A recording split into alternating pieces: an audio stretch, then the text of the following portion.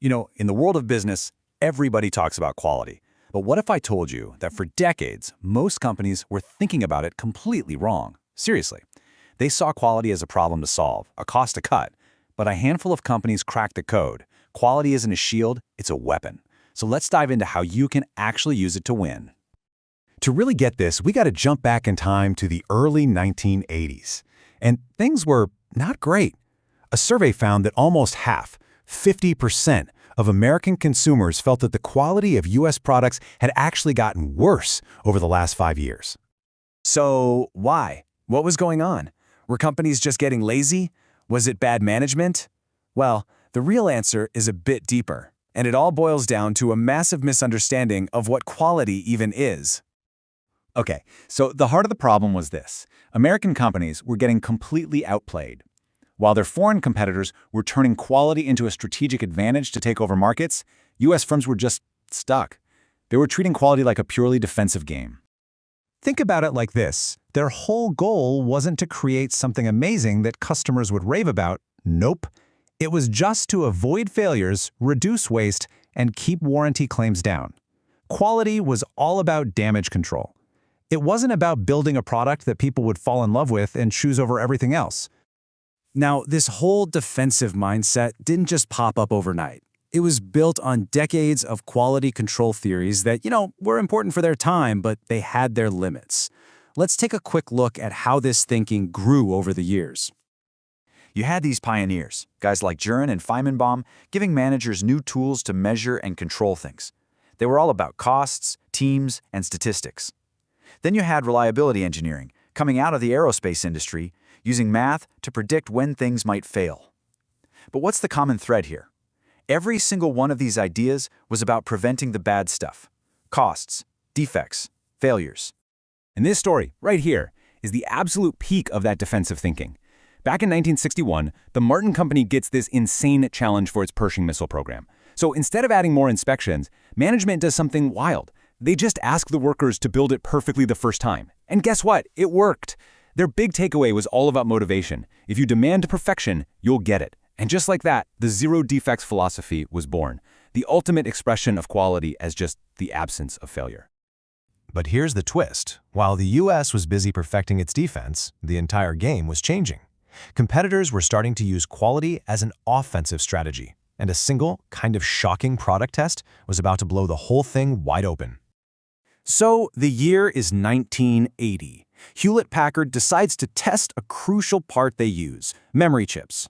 They get hundreds of thousands of them from their top 3 American suppliers and their top 3 Japanese suppliers. What they found next, well, it sent a shockwave through the entire industry. Just look at this chart. It's staggering.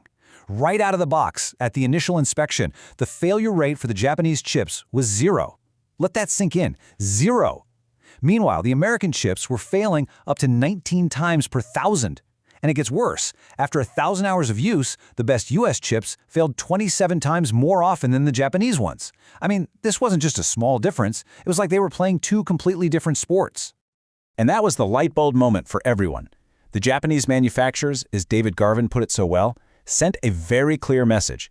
Quality wasn't just about saving money on defects anymore. It was about actively stealing market share. It was a weapon. Okay, so if quality is a weapon, how in the world do you use it? Managers needed a new playbook. And that's exactly what Harvard Business School professor David Garvin gave them when he broke down quality into a powerful strategic framework. Here's the key insight. You can't really manage something if you can't even define it. The word quality is just too fuzzy.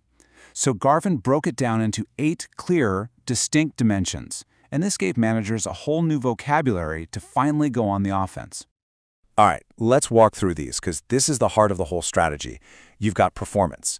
That's the basic job the product does. Then features, the extra bells and whistles. Then there's longevity. Reliability is about how likely it is to not fail, and durability is its total lifespan.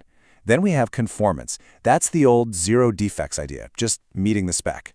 Serviceability is how easy it is to get it fixed when it breaks. And finally, the more subjective stuff, aesthetics, how it looks, feels, and sounds. And the huge one, perceived quality, which is really all about your brand's reputation. Okay, so having this list is one thing, but using it like a strategist, that's the real trick. The secret isn't trying to be the best at all 8 of these. The secret is to choose. You have to pick your battlefield. And this part is so important.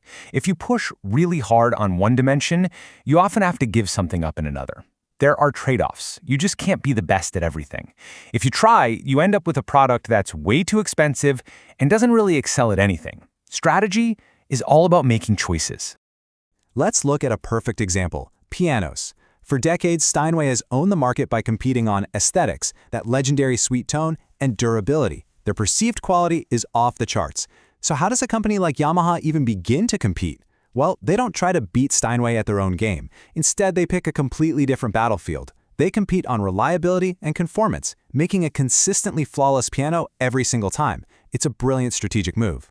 And this quote, wow, this quote from the chairman of Cray Research just nails the whole idea of strategic trade-offs. To get the absolute max performance, the fastest computer on Earth, they had to knowingly sacrifice reliability. They knew they couldn't have it all. They chose their dimension, and they owned it. So let's bring it all home.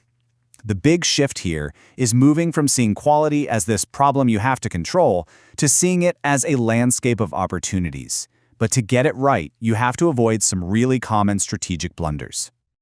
So here are the big traps to avoid. First, don't go head-to-head with the market leader where they're strongest. Find another dimension to compete on, just like Yamaha did. Second, don't just pile on features that your customers couldn't care less about. Third, and this one's huge, don't ignore the dimensions that are actually critical to your buyers. And finally, make sure you're measuring what matters today, not what was important 5 years ago. So, after all this, we come back to that one fundamental question. After seeing the crisis of the 80s, the shock of the HP test, and the strategic trade-offs of supercomputers, is quality really just about preventing problems? And the answer is a clear, resounding no. Quality is not a problem to be solved. It is, and it always will be, a competitive opportunity. The companies that get this, the ones that choose their dimensions and compete with focus, those are the ones that win. So the only question left is, what battlefield will you choose?